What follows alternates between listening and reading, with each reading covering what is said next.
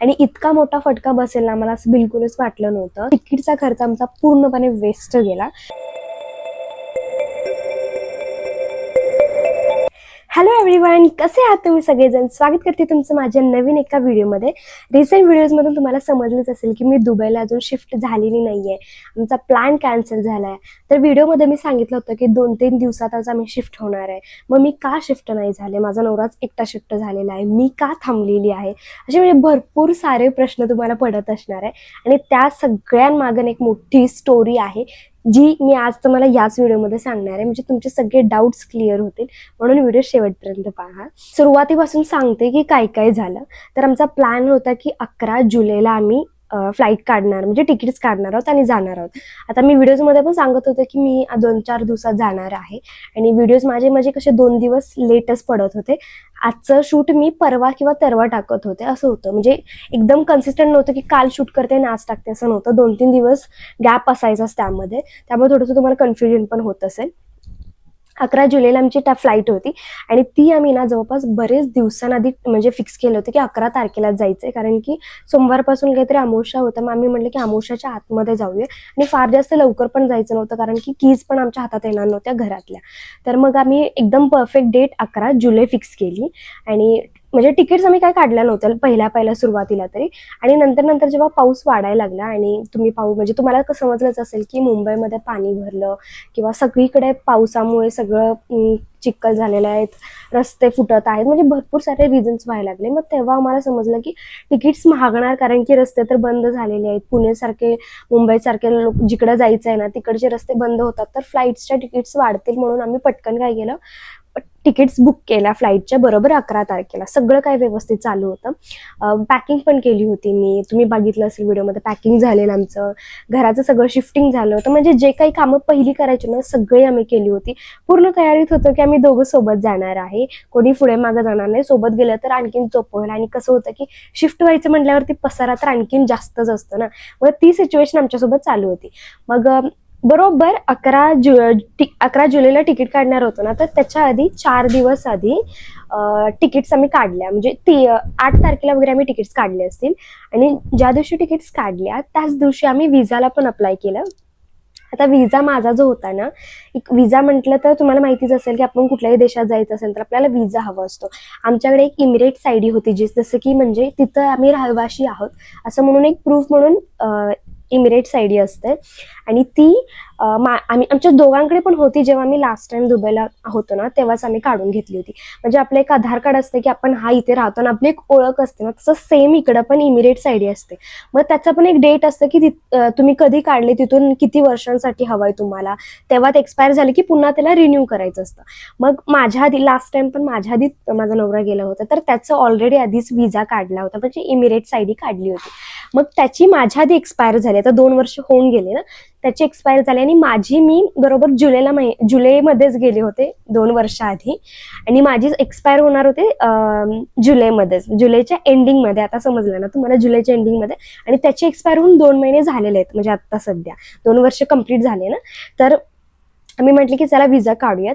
आणि त्याचा पहिला दिला आणि त्याचा आरामशीर विजा निघाला, काहीच प्रॉब्लेम नाही. म्हणजे निघाला, कारण की त्याचं संपलं होतं आणि त्याचं निघालं. माझं काय झालं की ऍक्च्युली माझं एकदम एंडिंगला, जुलै एंडिंगला माझा विजा संपणार होता. तर मी ऍक्च्युली रिन्यू पण नाही करू शकत आहे.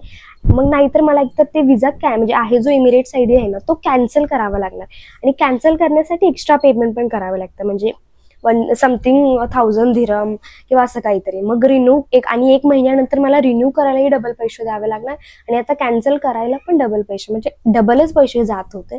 मग आम्ही विचार केला की काय करूया. आणि तेव्हा मला इतकं टेन्शन आलं ना, कारण की ऑलरेडी आम्ही तिकीट्स काढल्या होत्या, आमचं सगळं प्लॅनिंग झालं होतं. आणि एक नाही तर 2-2 तिकीट्स आम्ही काढल्या होत्या.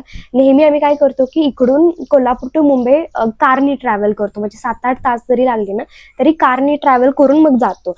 पण यावेळी आम्ही म्हटलं की उगाच पाऊस आहे, मध्ये कुठे अडकायला नको, म्हणून आम्ही म्हटलं की पहिल्यांदाच थोडा ना स्टोरीचा प्रॉब्लेम आला होता, त्यामुळे व्हिडिओ बंद झाला. Back to the point. आम्ही काय केलं, कोल्हापूर टू मुंबई आणि मुंबई टू डायरेक्ट दुबई अशी फ्लाईट केली, म्हणजे 2 केल्या. आणि असं लाईफमध्ये आम्ही कधीच केलं नव्हतं.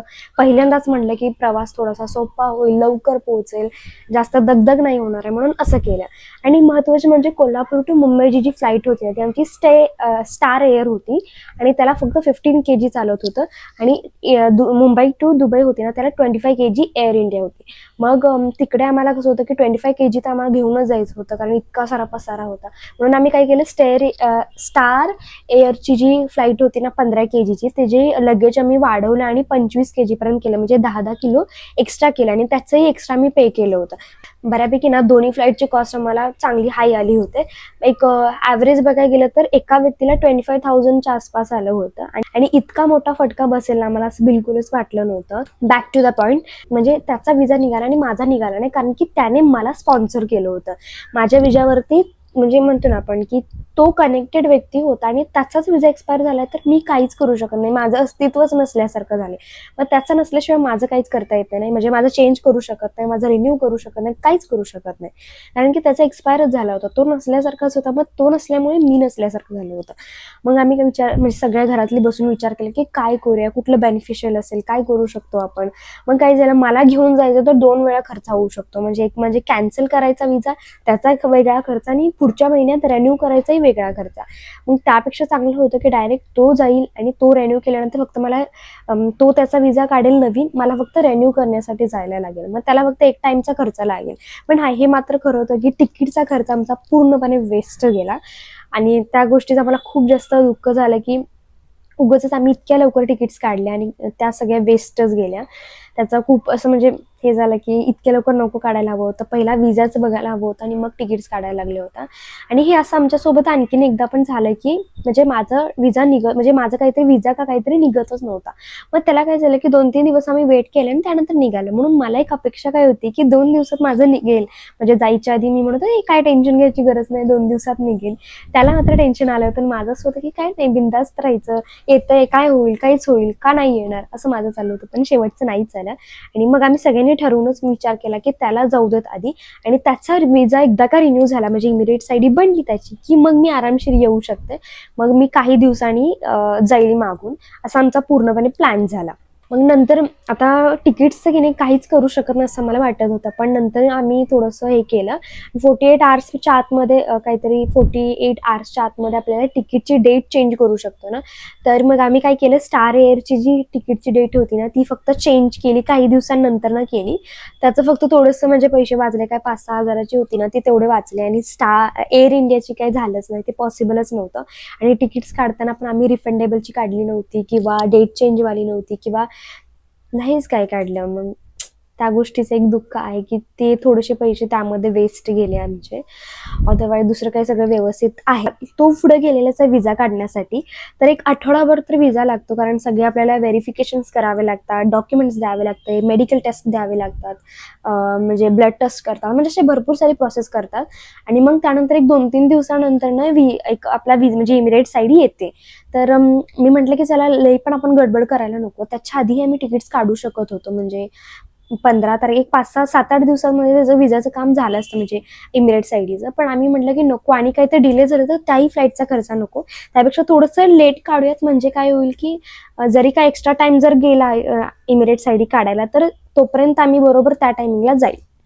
अजून एक गोष्ट म्हणजे मला काय करायचं माहितीये, 29 तारखेला म्हणजे 29 जुलैला माझा इमिरेट्स आयडी संपणार आहे. तर मला 29 तारखेच्या आतमध्ये यायचं आहे. 29 तारखेच्या नंतर जर आलं तर आणखीन प्रॉब्लेम होणार. तर 29 तारखेच्या आतमध्ये यायचं आहे. मग त्याच्या आधीच मी तिकीट्स काढलेले आहेत, म्हणजे एक क्ल्यू म्हणून सांगते की त्याच्या आधीच मी जाणार आहे. आणि हे काय फिक्स नाही की कोण कोण जाणार आहे किंवा काय काय, पण मी तरी जाणार आहे हे फिक्स आहे. मम्मीचं बघूया काय काय होतं. आणि अजून एक गोष्ट म्हणजे मी या गोष्टीपासून जास्त काही दुःखी नाहीये, कारण की म्हणजे जो होता है वो अच्छे के लिए होता है म्हणतात की नाही, ते घडलंय माझ्यासमोर. कारण की माझे भरपूर सारे प्रमोशन्सचे प्रोडक्ट होते जे माझ्या हातात आलेलेच नाहीयेत, म्हणजे मी ऑर्डर केलेले आहेत, माझ्याकडे म्हणजे ऑन द वे आहेत, किंवा एक प्रमोशनचे असे आहेत की अजून प्रोडक्ट्स त्यांनी टाकलेलेच नाही डिस्पॅचला.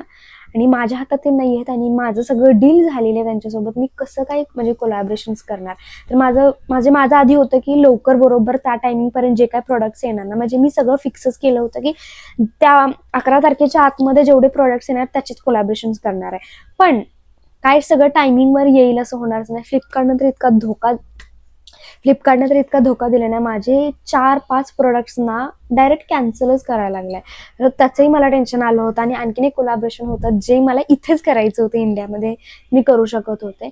मग त्याचंही मला रिक्वेस्ट आलेली आहे आणि तेही मला 10-12 दिवसात करायचं आहे. मग माझं तेही कोलॅबरेशन्स होऊन जातील असं मला वाटायला लागलं, कारण की ते जर झालं नसतं तर मी ब्रँड्सना काय उत्तर द्यायचं होतं.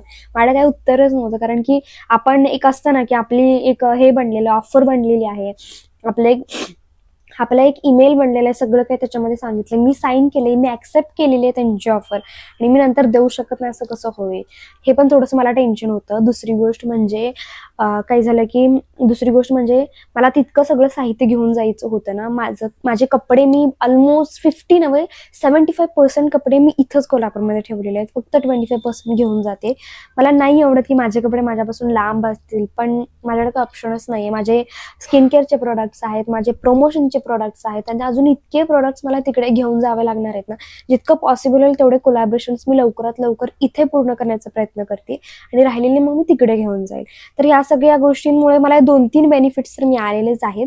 आणि तिसरी अजून एक गोष्ट म्हणजे काय माहिती आहे बेनिफिट माझ्यासाठी, म्हणजे लेट झालेल्याचं बेनिफिट हा आहे की आम्ही दोघं जण होतो म्हणून आम्हाला जवळपास 50 kgs आम्ही वजन घेऊन जाऊ शकत होतो. पण आता मला सोडायला कदाचित मम्मी वगैरे येईल, तर त्याच्यामुळे मला एक्स्ट्रा वेट आणखीन घ्यायला मिळेल, म्हणजे कॅरी करायला मिळेल, याचाही आनंद मला आहे. सो या 3-4 गोष्टींमुळे मला थोडंसं बरं पण वाटत आहे आणि तिकडं जाऊन तो सगळं घर वगैरे सेट करेलच. आणि मी काही दिवसातच जाणार आहे. हळूहळू तुम्हाला समजेल की मी किती तारखेला जाणार आहे किंवा काय काय माझ्या लाईफमध्ये पुढं पुढं होतंय, मी कसं कसं प्रोसेस करते, सगळं काही.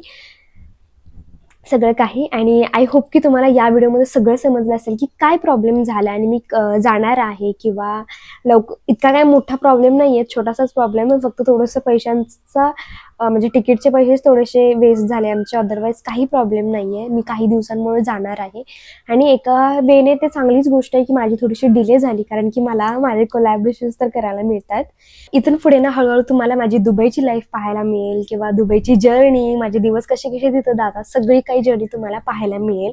तर त्यासाठी फॉलो करा आणि तुम्ही एक्सायटेड आहात का नाही मला नक्की कमेंटमध्ये सांगा. आय होप की तुमचे सगळे क्वेश्चन्स सॉल्व्ह झाले असतील. काही क्वेश्चन्स आणखीन बाकी असतील तर मला नक्की कमेंटमध्ये विचारा आणि अशाच व्हिडिओसाठी फॉलो करून घ्या. भेटू नेक्स्ट व्हिडिओमध्ये, तोपर्यंत बाय.